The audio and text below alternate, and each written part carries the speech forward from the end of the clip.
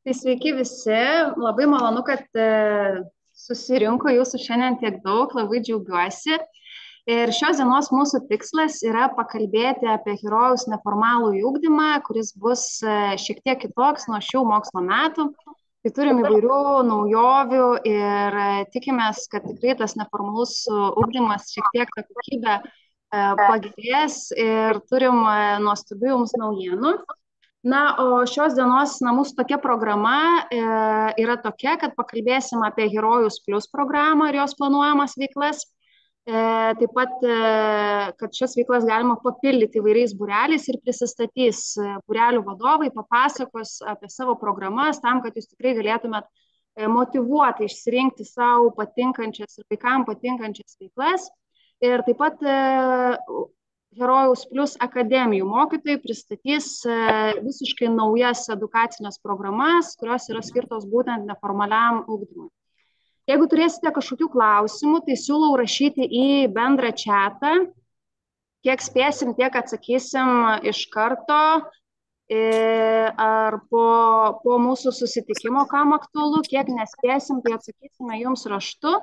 Ir taip pat, jeigu, pavyzdžiui, jums kyla tokių klausimų, kad nežinote, sakykime, kurias veiklas rinktis, ar dvejojate, ar nepasirinkate iš dviejų, tai kviečiame tada atvykti ketvirtadienį į mūsų susitikimą mokyklai nuo 4 iki 6 valandos. Tai yra skirtas laikas tokioms konsultacijoms, kad jums padėti apsispręsti, išsirinkti atitinkamą kryptį ar veiklą, tai tiesiog galėsite atvykti pas mus pasitarti. Taip pat šis pokalbis yra įrašomas, mes juo pasidalinsime su kitais tėvais, kurie šiandien negali dalyvauti, ir po šio įrašo ir mūsų susitikimo mes pasidalinsime registracijos anketomis, tikriausiai tai bus rytoj, kur jau galėsite iš karto registruotis į tas veiklas, ir registracija bus iki rugpjūčio 28 dienos. Tai reiškia, kad rytoj jau galėsite peržiūrėti tvarkaraščius, šiaip mes jau juos įdėjom, bet dar truputį tikslinam, tai rytoj galėsite peržiūrėti tvarkaraščius, pamatyti registracijos anketas, užsiregistruoti, jeigu dar dvejojate, tai ketvirtadienį pas mus ateiti pasitarti. Ir dar noriu informuoti, kad 1 rugsėjo savaitė yra skirta tokiai adaptacijai ir socializacijai, kad būreliai nevyks, tai yra skirta susipažinti su mokytojais, su veiklom, su apskritai susitarimais, kas turite galimybę galbūt po formalių veiklų vykti namo, nes vaikai pavargsta, ypač nulinukai pirmokai, tai tas yra laikas toks lengvesnis daugiau adaptacijai. Na, o nuo rugsėjo 11 dienos tai bus tos veiklos daugiau skirtos išsibandymui veiklų ir atrankoms. Šiek tiek gali pirmą tą savaitę tie tvarkaraščiai dar varijuoti ir nusistovės tik jau tokie tikslus, reguliarūs nuo rugpjūčio, tai atsiprašau, nuo rugsėjo vidurio, kai jau mes tiksliai žinosim, kiek vaikų renkasi kurias grupės. Tai tokia yra bendrinė mūsų informacija ir, sakau, jeigu turėsite kokių klausimų, iškart rašykite į chatą arba į burelį@herojus.lt, jeigu turėsite kažkokių klausimų. Na ir pradėsime nuo Herojus Plus programos, tai mūsų naujoji programa, kurią pradedame šiais metais, tikrai labai daug stengiamės ir dirbom, galvojom, kaip ją organizuoti. Tai iš esmės jūs jau turbūt žinot ir girdėjot, kad tai yra išplėstinė neformalaus ugdymo programa, kuri orientuota į 3 pagrindinės sritis, tai yra inžineriją, sportą ir menus. Tai reiškia, kad šios veiklos bus organizuojamos nuo pirmadienio iki ketvirtadienio, nuo 16 iki 18 valandos. Ir vaikai galės pasirinkę tiesiog tą Herojus Plus programą, jie laisvai galės rinktis jiems patinkančias veiklas ir išbandyti tas sritis, tiek inžineriją, tiek menus, tas, kurios jiems labiausiai tinka ir patinka, taip pat ir sportą. Ir šitos veiklos yra toks išplėstinis ugdymas, tai reiškia, kad šios veiklos yra šiek tiek susietos su formaliu ugdymu, kaip žinote, o gal dar ir nežinote, kad formalus ugdymas vykdomas tam tikrais mokymo ugdymo ciklais ir pirmasis ciklas yra gaublio tematika, tad ir Herojus Plus tos visos veiklos, tiek ir meno, ir inžinerijos, jos yra šiek tiek susietos, su ta pagrindinė gaublio tema. Tai reiškia, kad, pavyzdžiui, mes mokysimės galbūt dainuoti karaoke ispanų kalba ar kažkokias tai kitas temas mokysimės apie žemynus, dykumas ir panašiai. Tai būtent to Herojus Plus programai. Šią programą galima papildyti pasirinktais būreliais. Ir būreliai turi savo atskiras programas, kurios nėra susijętos su, sakykime, ta tematika, kaip pavyzdžiui, gaublio, ar ne? Jie turi savo, kiekvienas būrelis savo turi galutinį kažkokį tai irgi tikslą ir ugdo tam tikras kompetencijas. Tai dabar norėčiau paprašyti prisistatyti mūsų būrelių vadovus ir truputį plačiau papasakoti galbūt apie savo organizuojamas veiklas. Tai dabar galbūt yra pas mus Audrius Capoeira, ar ne? Galėtų galbūt papasakot, kas tai yra per būrelis ir ką ten vaikai lanko ir moko ir kuriom klasėm tai yra skirtas. Sveiki visi, mano vardas Audrius, labas Gintarė, atsiprašau iš karto, kad neveikia kamera, labai pasipuošiau ir apšvietimą susistačiau, bet dėja. Tai aš esu kapoeiros mokytojas, tą darau jau nuo 2009 metų, su vaikais dirbu nuo 2011 metų. Kapoeira yra brazilų kovos menas, principai jisai sudarytas iš 3 pagrindinių dalykų, tai yra muzika, istorija, akrobatika, fizinis pasiruošimas ir kapoeiros kovų menų technika. Su herojum draugavom jau 7 metus, tai tikiuosi šiais metais turėsim labai gausias grupės ir tęsim savo darbą toliau. Tikriausiai tiek. Gerai, ačiū Audriau. Jeigu turit kažkas klausimų būtent Audriui, tai galite, sakau, rašyti arba tiesiai jam tada žinutę, galbūt ir šio susitikimo metu, arba bendrą tada į mūsų chatą ir jeigu paskui turėsim laiko, spėsim atsakyti. Tai dabar matau Vincą iš finansinio raštingumo. Gal galėtum papasakoti apie kas tai yra finansinis raštingumas ir kokie vaikai galėtų rinktis šią veiklą. Taip, sveiki mielieji, ačiū Gintarė. Tai aš trumpai pabandysiu nušviesti, ką mes darome ir kaip viskas pas mus atrodo. Tai pirmiausia, tai yra, jeigu kalbam apie pradinukus, tai tik tais 4-okam.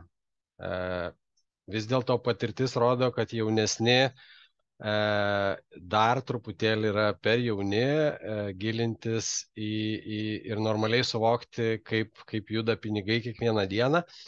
Ir aš turbūt labiau pasakysiu, ko mes nemokom, nes pakankamai per trumpą laiką sunku išdetalizuoti žmonėms, ką mes perteikiam vaikam, jo labiau, kad dažnai suaugę net patys to ne iki galo sugeba arba iš vis nesugeba, nes aš pats dirbu ir su suaugusiais.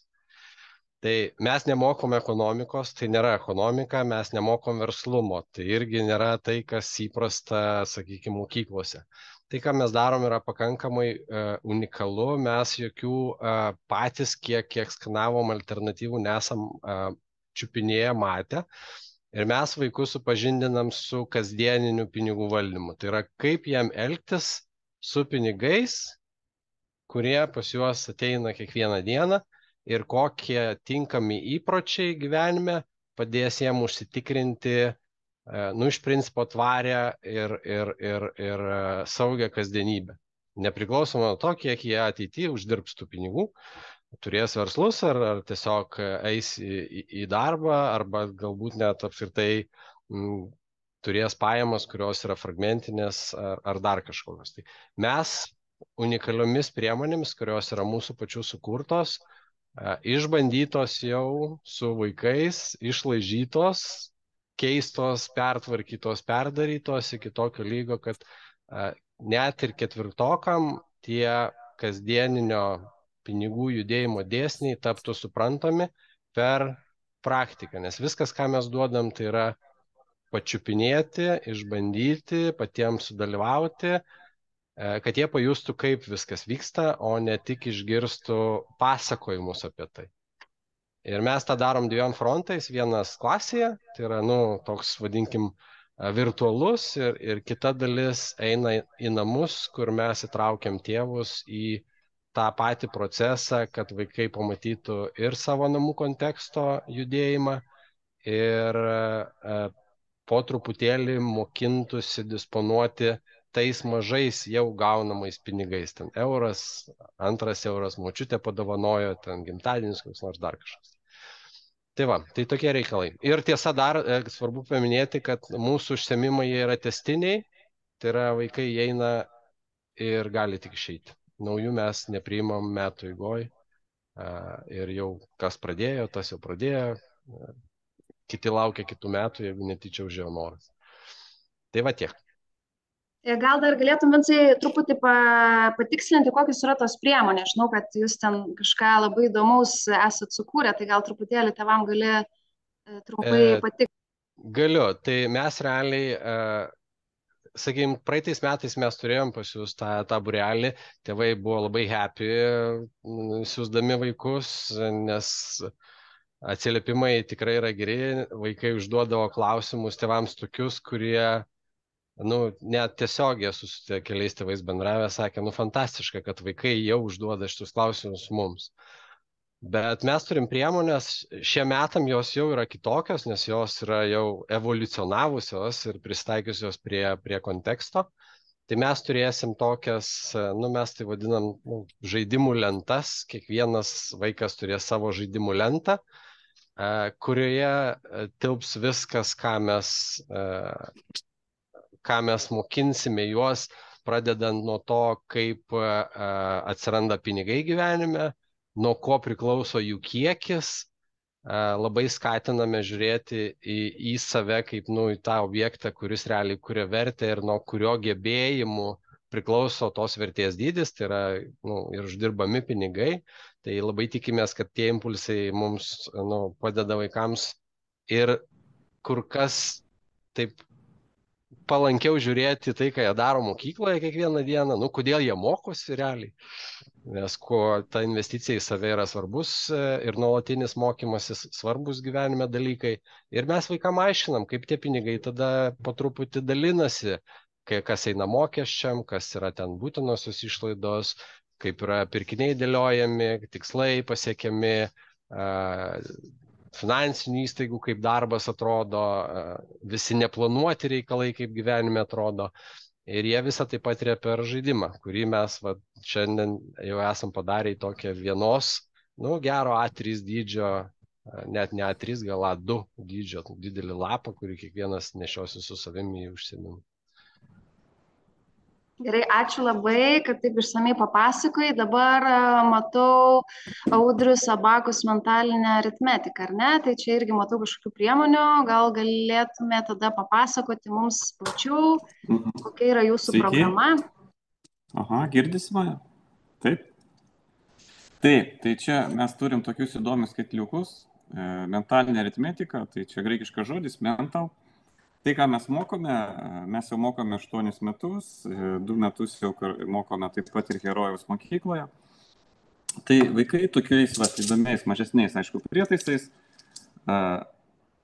smulkiosios motorikos dėka, kairė ir dešinė ranka, labai svarbu, kad tai yra lavinamos abidvi rankos, treniruoja savo smegenų pusrutulius. Tai yra, kūrė neuronų jungtis tarp kairio ir dešinio smegenų pusrutulio. Tai, ką mes darome, tai yra privaloma nuo 39 metų Japonijoje pradinių klasių ugdyme. Vaikai išeina 4 metus tokią mokymo programą. Tai lygiai taip pat pas mus vaikai stumdinami sagutes pradžioje, paskui jas įsivaizduoja mintise, tokiu būdu atkuria vaizdinius, o už vaizdinius atsako dešinis smegenų pusrutulius ir paverčia atsakymą į skaičius, tai vėlgi kairys. Tai tokiu būdu yra lavinamas ir yra pastebėta, kad greitas skaičiavimas mintinai, ką jūs turbūt jau visi matėte, ten YouTube ar televizoriuje, tai yra tik tai kaip liniuotė, kad pamatuoti vaiko pasiekimus ar pasirodyti prieš senelius. Tačiau tai labai įtakoja bendram vaiko vystymusi etapui, ko pasiekoje pagerėja, sakykime, vaikas labiau atsimena eilėraščius mintinai, užsienio kalbos žodžius tenais, susikaupimas.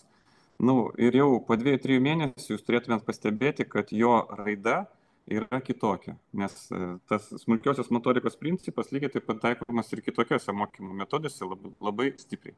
Tai va, tai mūsų būreliais vyks Gedimino 10 trečiadieniais ir vat, visus ten nulinių pirmokus ir antrokus tėvelius kviečiame užsiregistruoti ir atvykti vaikučiams išsibandyti, kad toliau galėtume lavinti savo smegenėlę, sakykime taip. Ir su išlavintom smegenėlėm sėkmingai mokytis visai kitų sekančių dalykų. Tai trumpai turbūt tiek. Matau, Audriau, kad jums yra klausimas, ar čia ta pati sistema kaip Menar? Tai ta sistema ta pati, tik tai yra kitos mokyklos.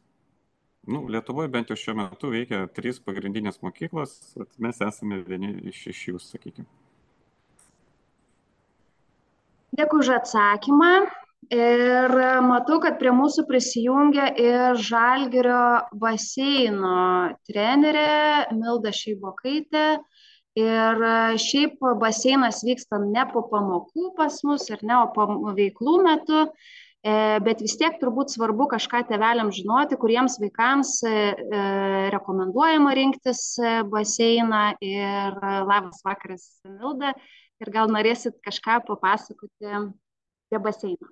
Sveiki, esu Milda Šeibokaitė, Žalgirio plaukimo akademijos vyrtrenerė. Darbo patirtis yra didelė, mūsų tik tai akademija dar tik tai 2 metus startuos nuo rugsėjo mėnesio ir su jūsų mokykla draugystė tikėsimės tęsis sėkmingai 2 metus.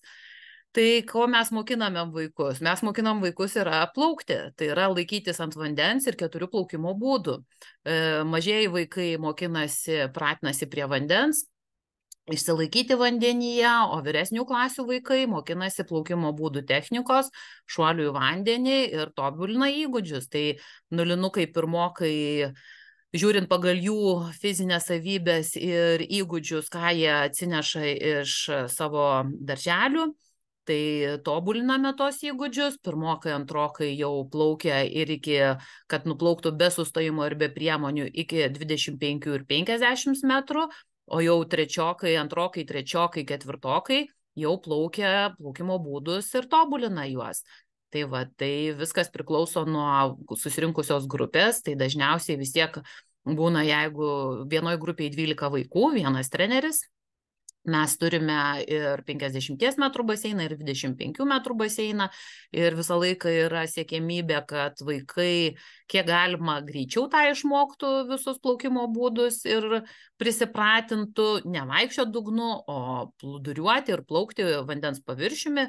Tai didžiausias iššūkis jūsų vaikam, ką pastebėjom, yra perėjimas iš negilaus baseino į gilų baseiną. Tai ir tėvelių prašome nestabdyti jų, nepataikauti jų įgeidžiams, kad aš to nenoriu daryti, ten pakalbėkite, kad aš to nedarysiu, tai labai didelis prašymas yra kaip tik pasakyti, kad einate, mokotės ir pasiimkite viską, ką duoda treneriai. Treneriai tikrai yra žingeidus, kantrus, bet kai vaikai stato savo sąlygas, tai tikrai, žinokit, ir liūdna darosi ir tada einama dirbti su tais vaikais, kurie tikrai nori. Nes tikrai grupės ateina labai mišrios, vaikai ateina įvairaus ir fizinio pajėgumo, ir emocinės būklės, tai stengiamasi, kad visi tobulėtų, bet jeigu yra vaikų, kurie prieštarauja, tai tikrai mes jų neversim ir čempionais mes jų tikrai nedarysim. Mes už tai, kad vaikai būtų sveiki, fiziškai aktyvūs ir tikslingai judėtų ir tobulėtų. Ir vėlgi pastebėjom, kad dauguma vaikų atvyksta kaip į akvaparką, pasiausti, padūkti ir dar kažką tai savo jėgą prieš kitus parodyti. Tai mes turėjom tokių iššūkių, kad reikėdavo daugiau laiko drausmiai lavinti, bet ne fiziniams savybėms.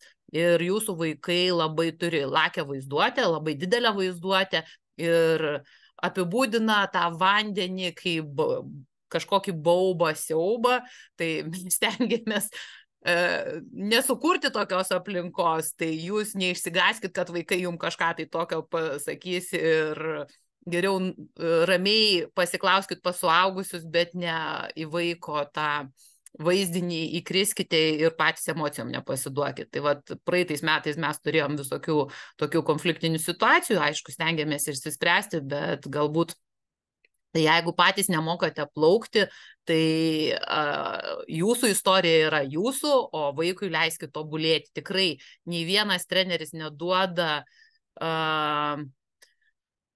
tų nesaugių pratimų, vaiko nekiša per jėgą po vandenį ir jo nedusina, o kaip tik lavina, skatina ir moko. Tai prašymas irgi paruošti vaikus su tvarkinga plaukimo apranga, tai ypač berniukai, kad būtų glaudės, aptemptos glaudės, nebūtinai trikampiukai, gali būti bokseriukai, bet ne sportiniai šortai, kur didelės kišenės yra, kur išsipučia, tokie oro burbulai plaukioja ir jiem patiem nepatogu, nes negali ir pasinerti tą, ką mes mokinamės, žaislus ištraukti iš dugno, paskui aplink juos vandens daug apibėga ir nesaugiai jaučiasi eidami iš baseino koridoriais ir taip toliau.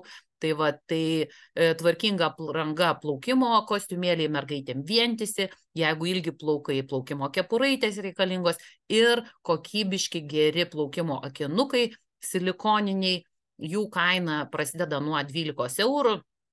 Tikrai ne plona gumytė ir kietas apvadas aplink akinukus, kad vaikam kieta, nepatogu arba net neprispaudžia. Maskių, kaukių tikrai nedėkite į krepšelius vaikam, tai pagrindinis krepšelis teisingas yra kepuraitė mergaitėms, berniukams jeigu irgi ilgi plaukai, kad nekristų ant veido. Ir kepuraitės, akinukai, maudymosi kostiumėliai, guminės šlepetės su geru protektoriumi ir švarios jos, kad būtų, kad nereikėtų vadovėms ten sėdėti, plauti, kad švara tvarka. Ir rankšluosčiai. Muilo mes turime, yra pas mus, tai jeigu ir vaikai tikrai to akvaparko truputį gauna, žaidimais, ypač su mažiukais, nulinukais ir pirmokais truputį daugiau yra žaidimų treniruotėse. Bet jeigu yra galimybė, mes vaikus ir nuvedam ir į pramogų zoną. Nes turime ir srovinį baseiną juo pasinaudojam, ir čiuožyklas pasinaudojam. Tai toksai, ir jeigu nepasitikite, tai arba kyla klausimų, tai ateikite patys į baseiną, apsižiūrėkite, ar saugu ar nesaugu, patys nuspręskite. Tai kad supažindintumėt patys, susipažintumėt su baseinu, kviečiam ateiti ir vaikus supažindinti.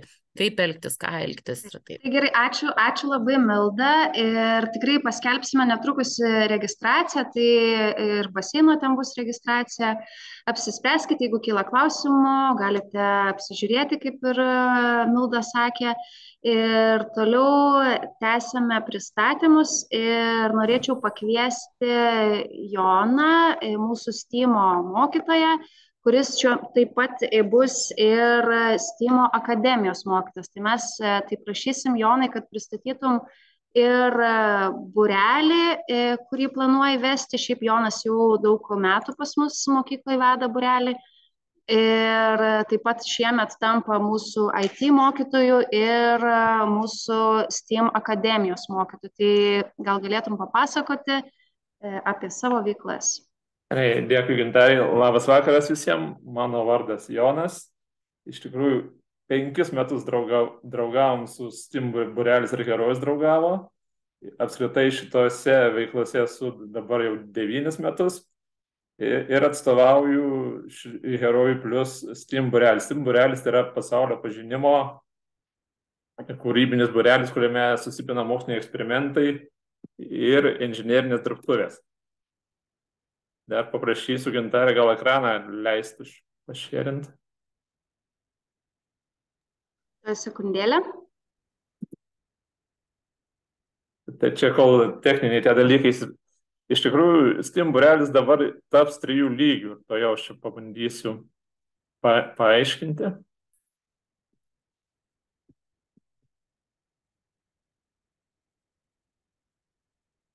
Gerai, kol kas dar ne, bet kadangi herojus plus bus...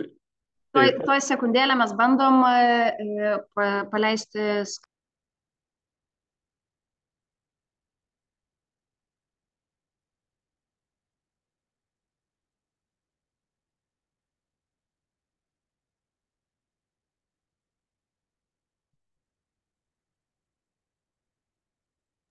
Pabandykit pasidalinti ekranu, pažiūrėsim, ar pavyksta mums parodyti.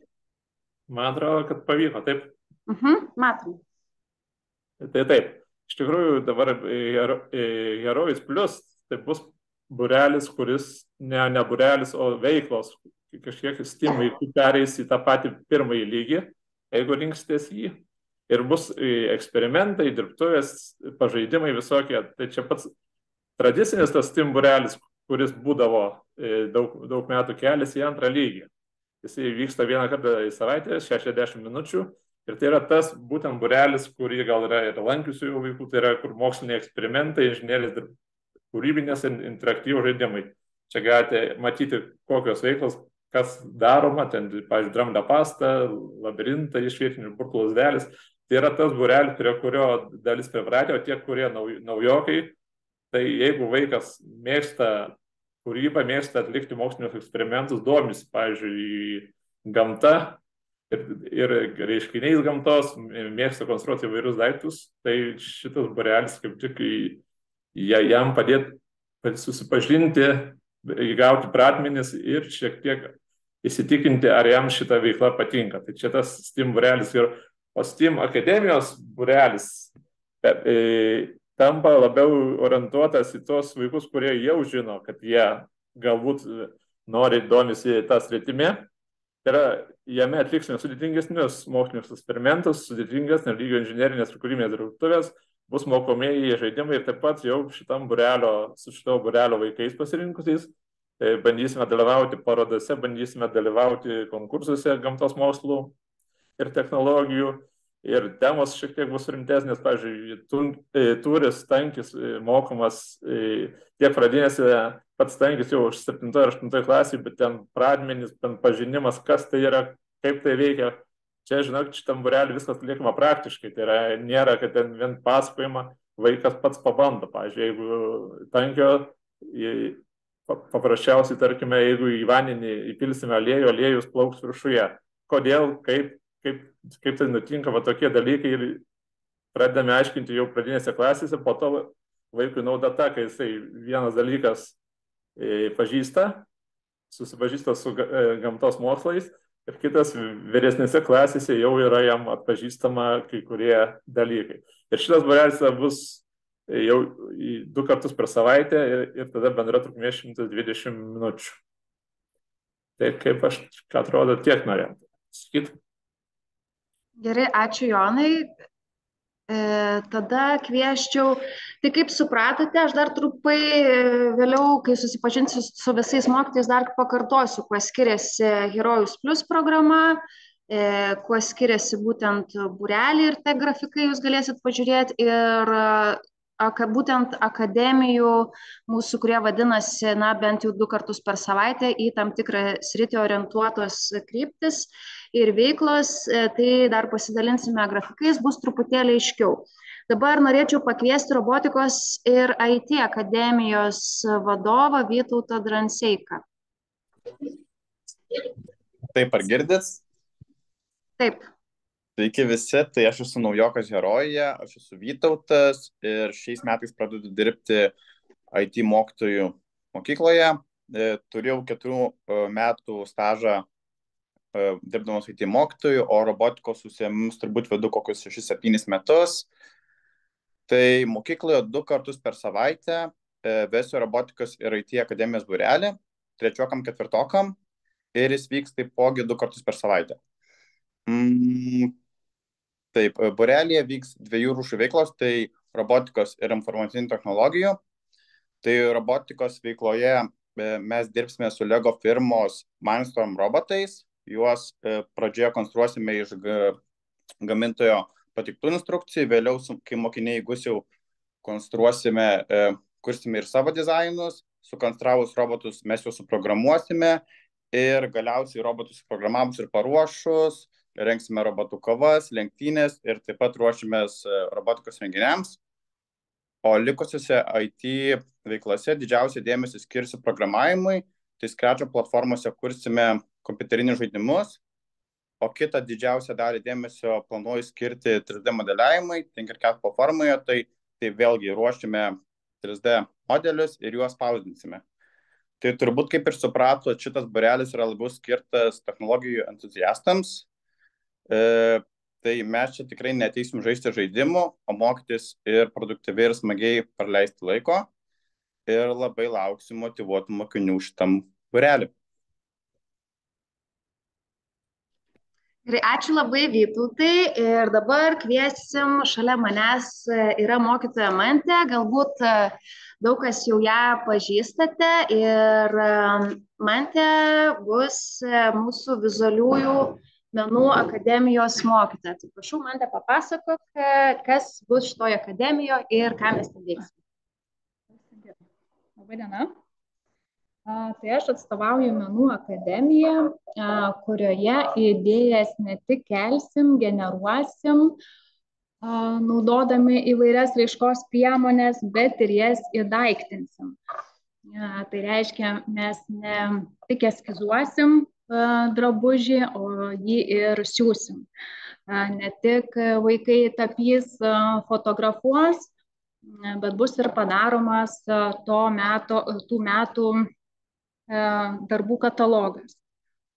Tai kur link nuneš mus tos idėjos ir dabar labai sunku pasakyti, kai nežinau kol kas vaikų, tai patys vaikai labai daug užduoda tono veikloms, tai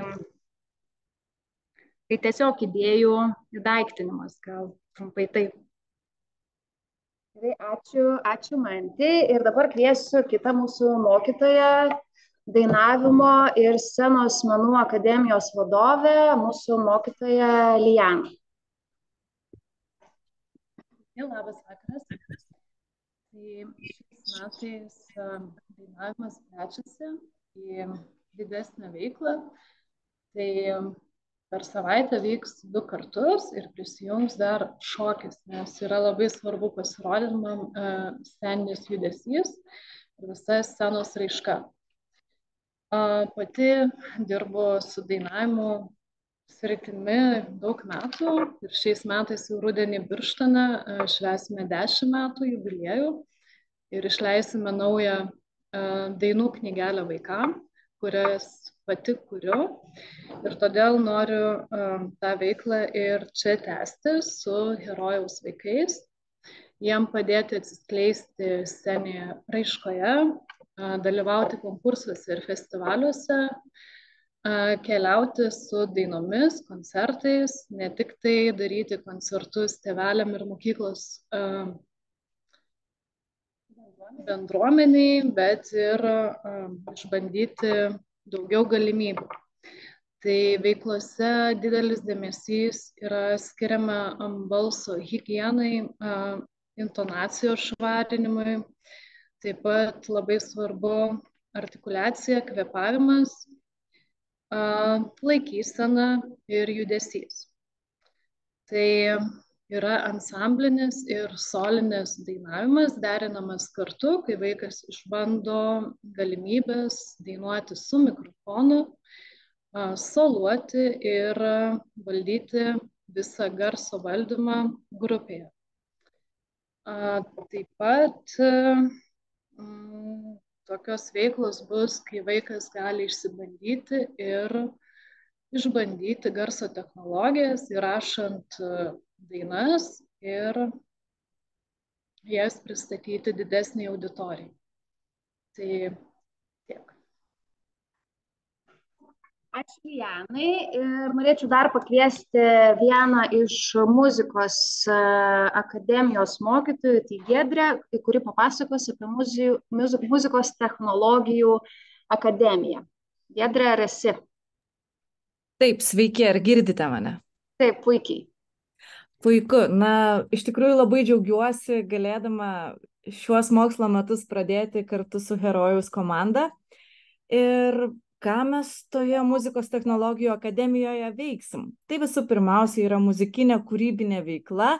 Na ir jos metu sieksime sukurti kažkokį tai muzikinį produktą. Kai kurie mokiniai tikrai tikiu, kad lanko arba muzikos mokyklas, arba gal labai svajoja išmokti kokiu nors instrumentu muzikuoti, groti ir kurti.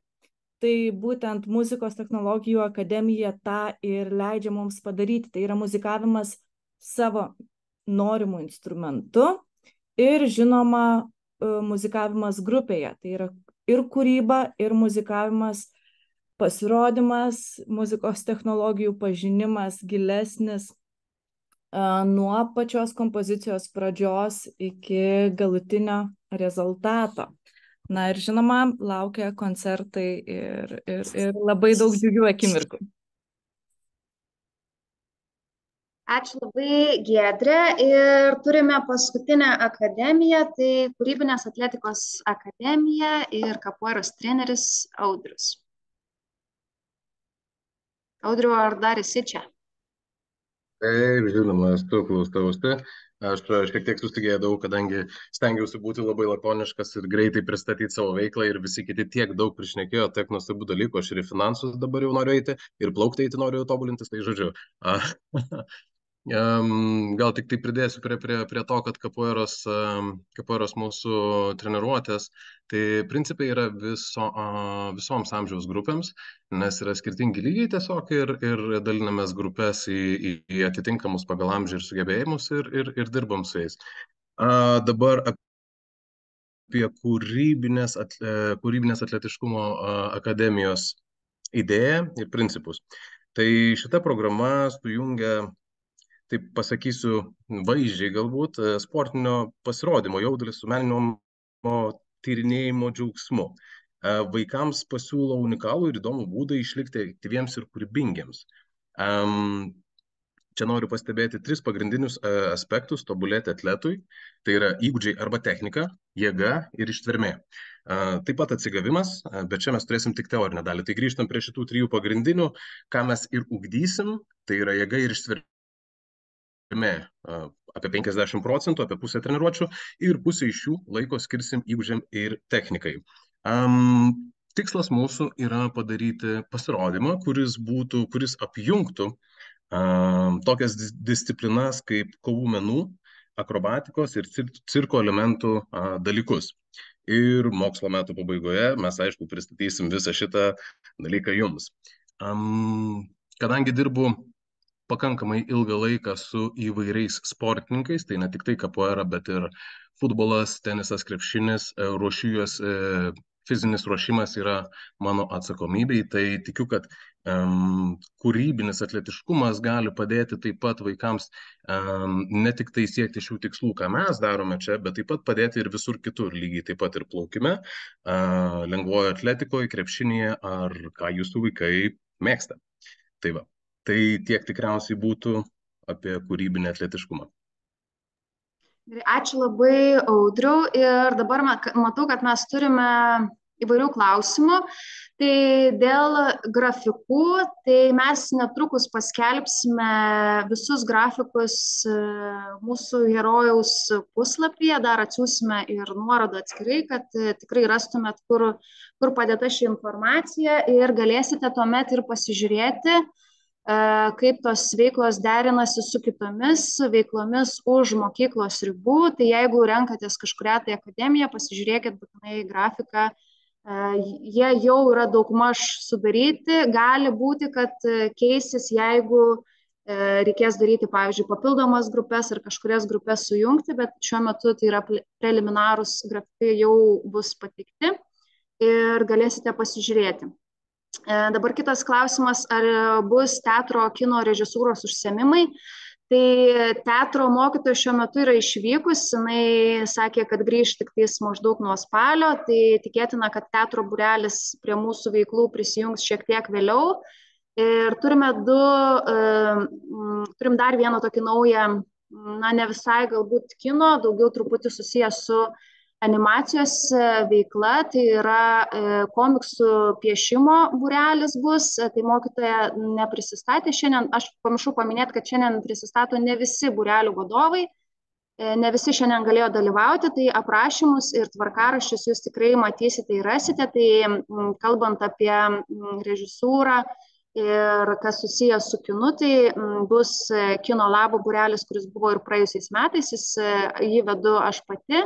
Ir šis būrelis yra skirtas sustabdyto kadro animacijai, tai reiškia, kad mes naudojamės telefonais ir planšetėmis, kūrėme daug kadrų ir kūrėme tam tikras animacijas.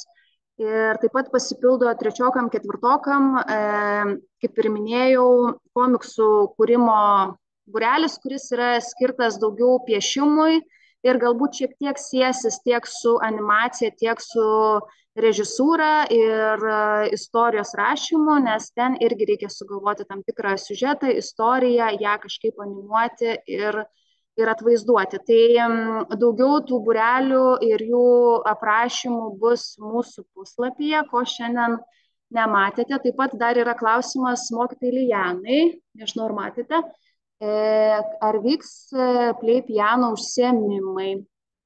Gal norėtumėte ateiti atsakyti?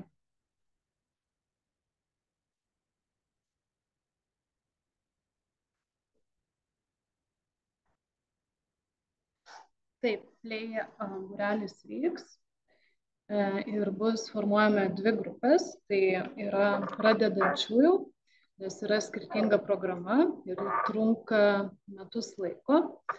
Ir antroji grupė tai testinė, kurie lankė jau praeitais metais. Klausimas, kiek vaikų bus užsiėmime ir kokio tipo užsiėmimai? Gal galėtume dar truputėlį papasakoti plačiau? Tai grupės formuojamas iki 6 vaikų, nes kiekvienas vaikas gauna instrumentą, priemonės, dalomoji medžiaga ir nuorodos, kurias gauna ir tėvai. Veikla apima visą motoriką, visą natų pažinimo struktūrą, kad vaikas galėtų pasirinkti, kaip atpažinti, ir iš kelių būdų jisai įsisavina savo pačią geriausią. Mokomasi elementarių paprastų dainelių, kad vaikas galėtų pasigroti. Taip pat atlikimas yra ir po vieną, ir grupėje, kai vaikas yra atsakingas už savo tam tikrą partiją. Tai ugdoma ir atsakomybė, aišku, grojimas reikalauja kantrybės, ištvermės ir siektino tikslo, kurį irgi mokomasi planuoti. Taip pat vyksta šio būrelio koncertai, pasirodymai. Taip, ačiū labai, Diana, kad tai papasakoji. Ir matau dar vieną svarbų klausimą, manau, jis bus aktualus ir kitiems tėvams. Ar rekomenduojate lankyti Herojus Plus programą naujai ateinančiam pirmokui nuo 1 pusmečio, ar labiau rekomenduotume pirmiausia adaptuotis ir vėliau rinktis? Iš esmės labai priklauso nuo paties vaiko, bet skirtumas galbūt yra tas, kad jeigu jūs turite galimybę po veiklų, po formalių veiklų keliauti namo, tai žinoma galite rinktis ir tą galimybę. Bet iš esmės manau, kad pirmokam yra visai naudinga rinktis Herojus Plus programą, nes ji yra tokia pakankamai laisva, jinai susideda iš 3 pagrindinių sričių, kaip ir minėjau, tai yra sportas, menai ir inžinerija, bet vaikas iš esmės gali pasirinkti. Tai nėra kaip būrelio formatas, tai jisai gali pasirinkti, ar jis tą dieną nori, pavyzdžiui, aktyviai leisti laiką, tai yra sportuoti, eiti pas trenerį, arba ramiai piešti su dailės mokytoja ar kurti kažkokius tai kitus darbelius, kurie yra susieti su formalaus ugdymo programa. Tai iš esmės leidžia vaikams atsirinkti sritis ir veiklas, kurios jiems labiausiai tinka ir patinka, ir jau, pavyzdžiui, nuo kitų metų tada tikslingai rinktis vieną kažkurią tai kryptį. Pavyzdžiui, ten ar tai dainavimas būtų, ar menai, ar robotika ir panašiai. Tai iš esmės būtent nulinokam ir pirmokam aš turbūt rekomenduočiau rinktis Herojus Plus tiesiog visą programą, o tiems, kurie jau žino, ką jie nori, kas jiems labiausiai patinka, ir jau nuo 1, 2 ir kitų klasių jau tada rinktis akademijas ir jau taip tikslingai rinktis kažkokią tai kryptį, į kurią jau vaikas galbūt yra išbandęs ir pabandęs. Taip, kitas klausimas, ar trečiokams bus sudaryta galimybė atlikti užduotis popamokinio ugdymo metu? Mes praėjusiais metais turėjom tokią darbo klasę. Manau, kad ji išliks ir šiais metais. Tai yra tokia tylos zona, kur vaikai arba nori ramiai skaityti arba užsibaigti kažkokius tai darbus. Paprastai tų vaikų toj tylos zonai būdavo labai nedaug, bet jiems tikrai mes stengiamės sudaryti tą galimybę kažkaip ramiai pabūti. Tai manau, kad tokia galimybė bus. Ir nežinau, ar turite daugiau klausimų. Aš galbūt iš savo pusės tik tai noriu pasakyti, kad daugiausia kyla visiems klausimų, kaip atrodo tas Herojus Plus ir kokios čia tos veiklos ir kaip čia tie būreliai. Ir aš suprantu, kad tai skamba pakankamai sudėtinga, bet jeigu kalbant taip labai paprastai ir primityviai, tai Herojus Plus programa yra visas edukacinių veiklų paketas, už kurį yra mokamas toks, mėnesinis abonentinis toks mokestis, sakykime, ir vaikai gali laisvai rinktis tarp tų veiklų. Mes pasistengsime sudaryti tas galimybės vaikams tiesiog atsižvelgiant į jų tokius pamatinius poreikius, jiems leisti pasirinkti, į kurią kryptį jie yra labiau linkę, ar tai yra menai, ir tuo pačiu, ar tai menai, ar inžinerija, ir tuo pačiu taip išsibandyti galbūt. Tie vaikai, kurie jau žino arba nori specifiškai kažko tai išmokti, tada jau motyvuotai mes norime, kad jie rinktųsi būrelius. Šiandien išgirdote mokytojų būrelių vadovų prisistatymus, tai kad iš tiesų tai yra tokia tęstinė programa. Labai svarbu, kad vaikai neteitų tik tais pabandyti ir mesti tą būrelį, o iš tiesų išlankytų visus mokslo metus.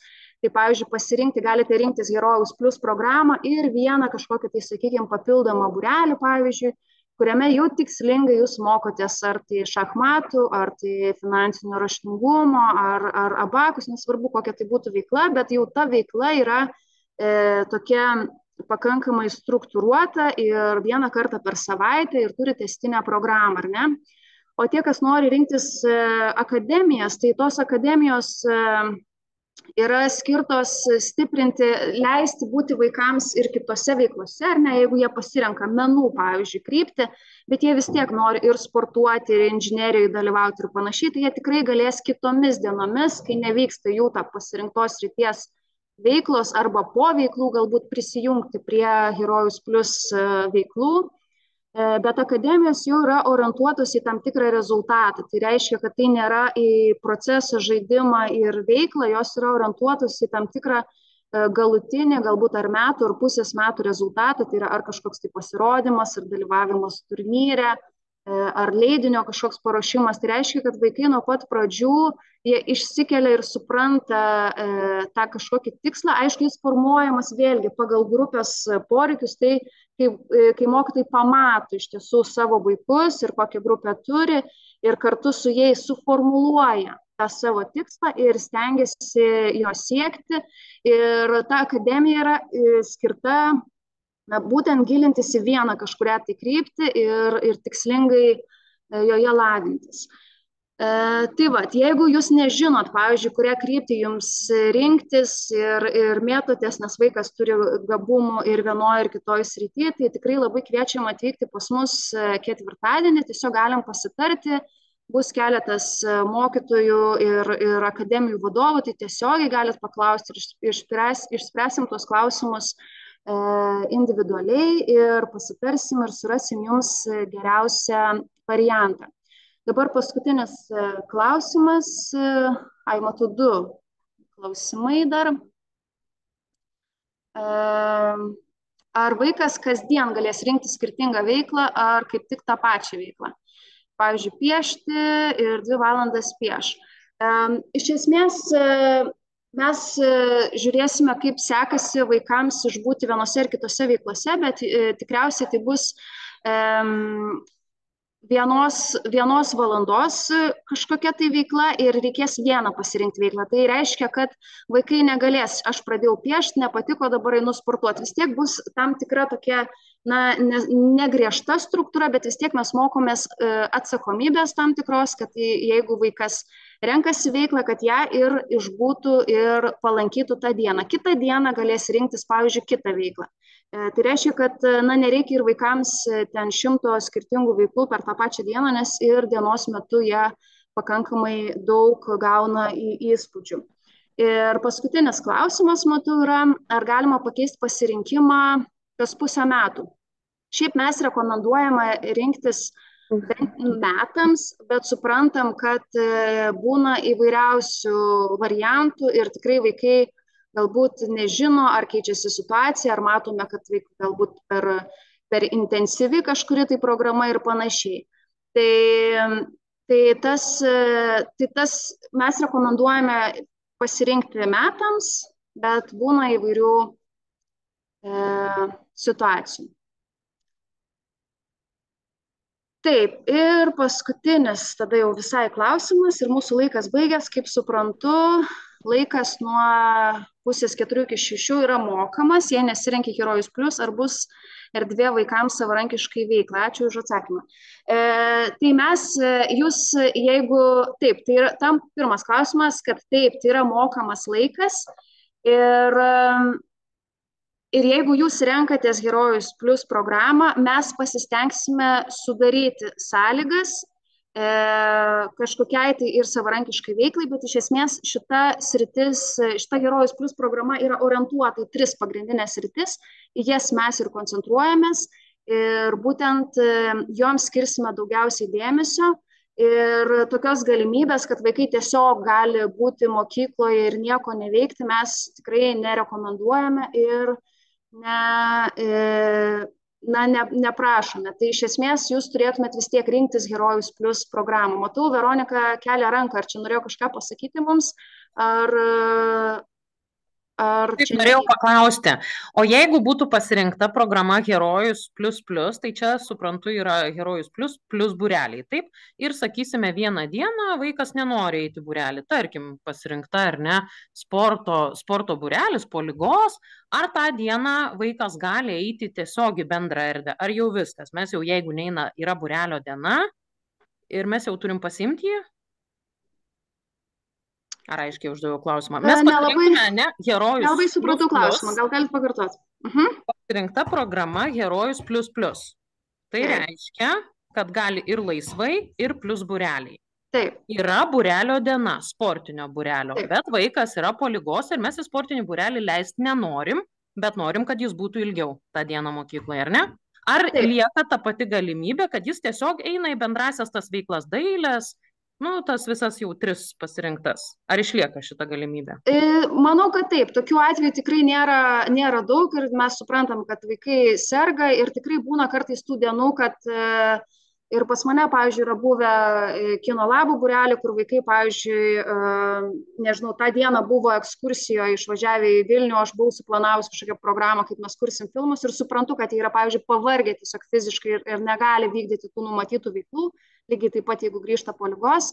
Tai taip, jeigu jūs pasirinkate Herojus Plus programą su būreliais ir kažkurią tai dieną nusprendžiate, kad vaikas negali dalyvauti, arba tuo metu būrelis, pavyzdžiui, nevyksta, nes serga, sakykime, mokytojas ir atsitinka ir tokių atvejų, kai pats mokytojas negali dalyvauti, tai vaikai galės prisijungti prie tų 3 organizuojamų veiklų, ar tai inžinerijos, ar tai menų, ar galbūt sporto.